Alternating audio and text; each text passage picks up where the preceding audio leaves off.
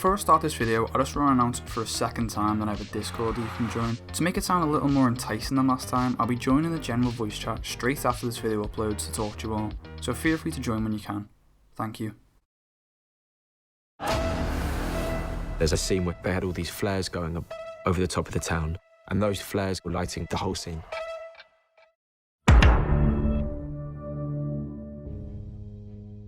When watching this film the other day, a few things were clear to me.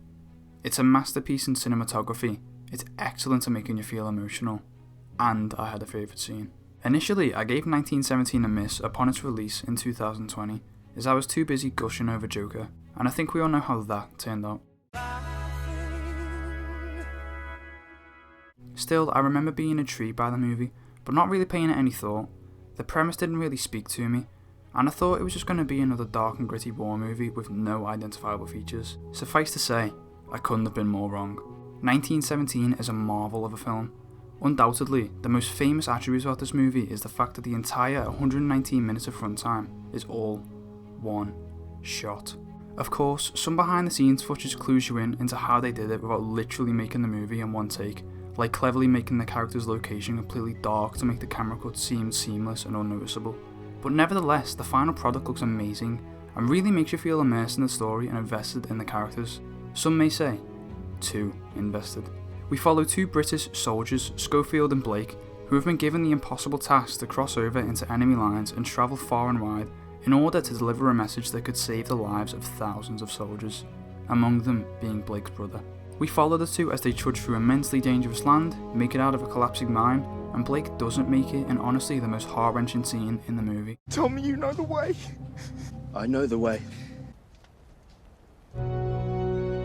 The audience feels the anxiety that Schofield feels continuing on his own, as we experience every single jump, crouch and footstep towards his mission, but none of these emotions are felt more than when Schofield awakes from being knocked out cold and sees the whole sky illuminated by only flares and flames.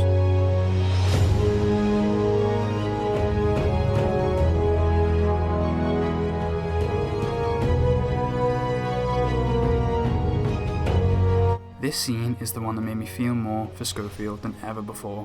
He awakes from being knocked out and has to immediately carry on. He has no time to waste. It's now night time. The only sources of light are the sporadic flares being shot into the sky, and a looming and intimidating fire far away. Schofield initially dawdles and takes in the sights around him. Despite the violent and horrific connotations of the war environment, this particular location is stunning. The mixture of flares and fire makes the scenery look like somewhere you'd go for bonfire night. Schofield looks around him in awe as the flares rocket past like shooting stars and crackle out suddenly.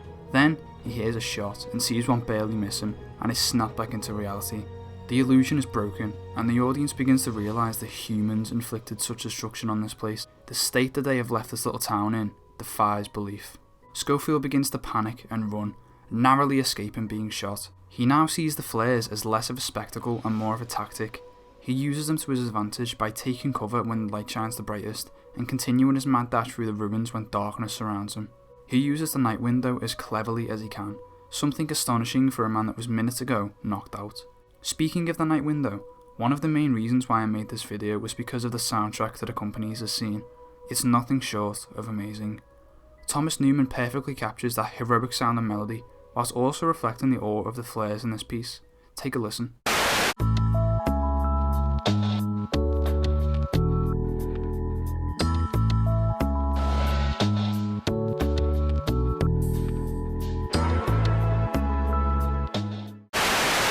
This scene just spoke to me for some reason.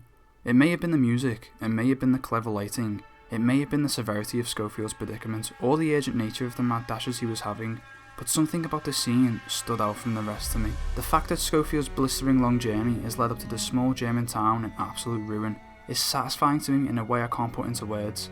Many's favourite scene would be the one later on in the film, where Schofield has another mad dash directly on the battlefield, with explosions and men surrounding him, but I don't know. This scene has an effect on me that the latter does not. I don't know why this scene resonated with me. Possibly the music, possibly the atmosphere. All I know is that my favourite set piece from 1917 has to be the ruins.